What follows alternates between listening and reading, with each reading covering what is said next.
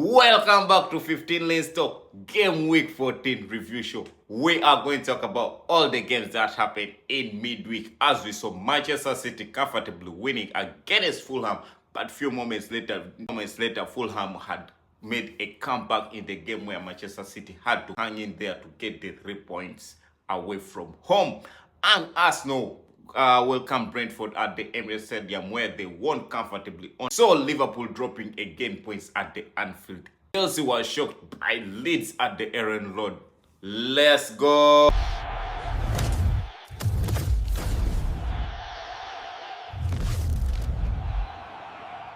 Fulham versus Manchester City.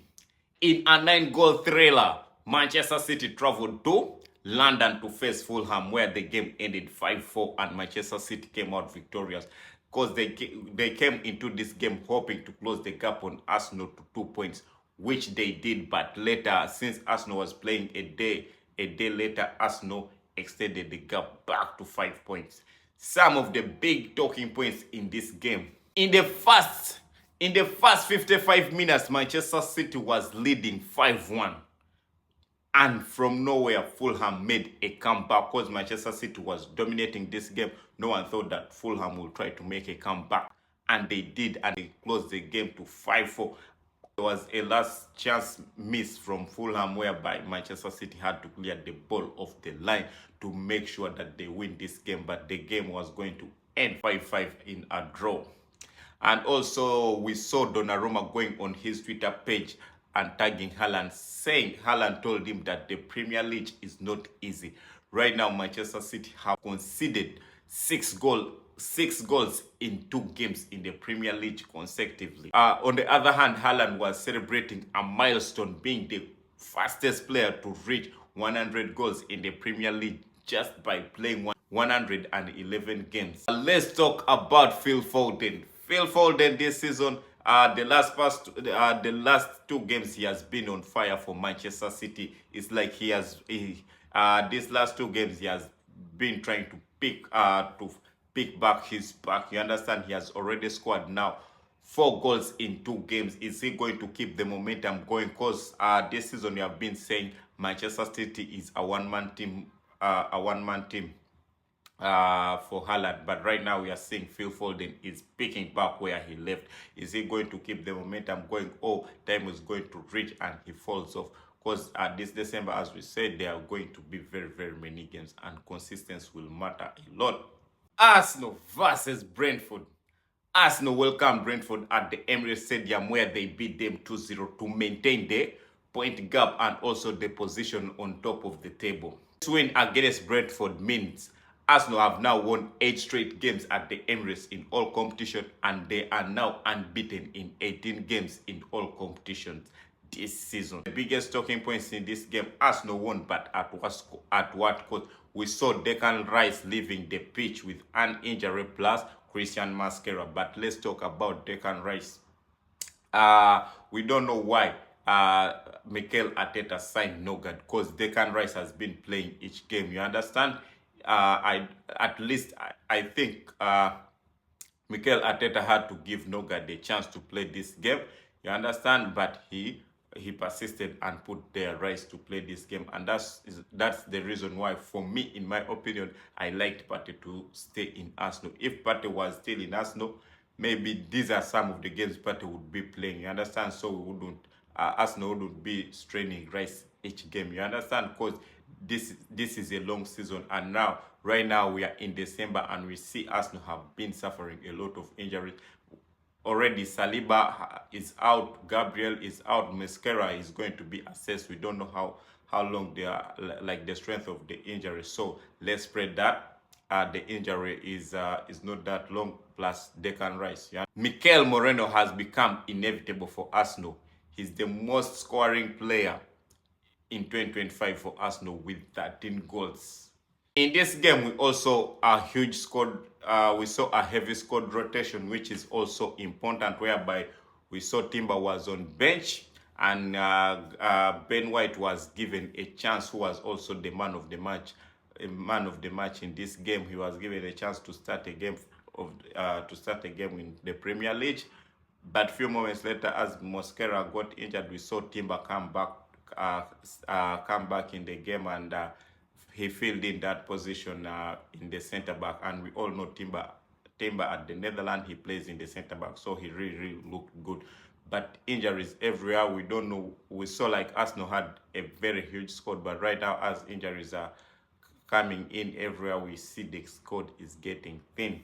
And also we saw Madueke starting in this game. Like he never really he did not really look good in this game, whereby he failed to beat his first man. His corners were not beating the first man, blah blah. You understand? So his decision making, it's really poor, and he needs to improve on that decision making. Noni Madueke. Liverpool versus Sunderland.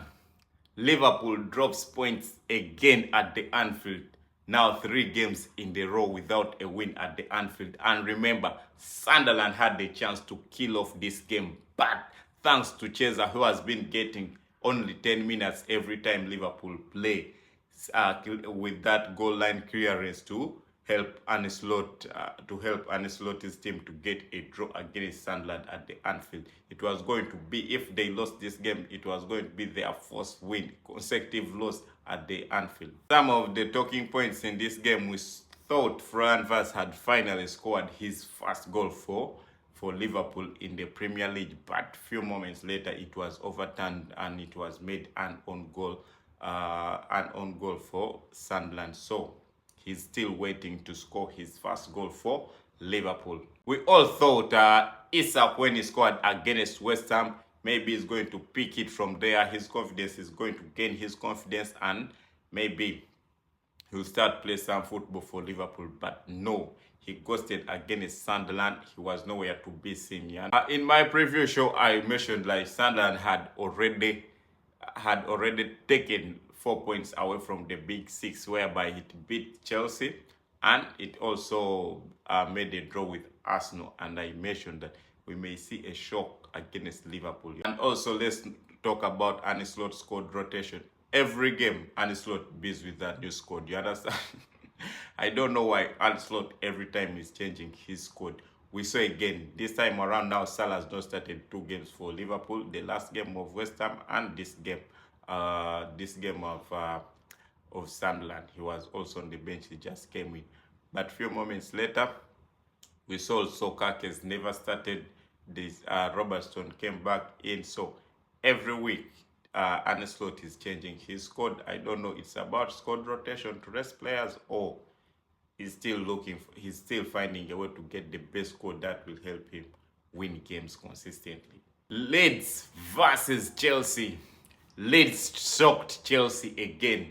Remember, in my previous show, I mentioned about this, that Leeds in 2022, when they last met Chelsea, they humbled them 2-1, and they did it again at the Ellen Road, humbling Chelsea again. One of the talking points in this game, we can talk about Chelsea. Like Chelsea, after their draw against Arsenal, everyone was talking, pundits, everyone were like, now most Chelsea fans, and like they were like, Arsenal couldn't beat a 10-man Chelsea. You understand? Playing for like an hour without beating a 10-man Chelsea, but we saw Chelsea couldn't beat a 11-man Chelsea couldn't beat 11-man Leeds United. You understand? And we all know Leeds, they have suffered back-to-back defeats before they played Chelsea, and they got their first win. Remember, Leeds is in the relegation battle, but when they met Chelsea, they had to humble them. Another squad rotation for Enzo Maresca.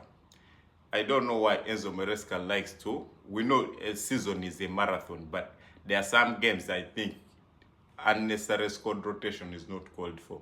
We saw this game, he changed his whole squad. The back line, Melo Gusto was not there.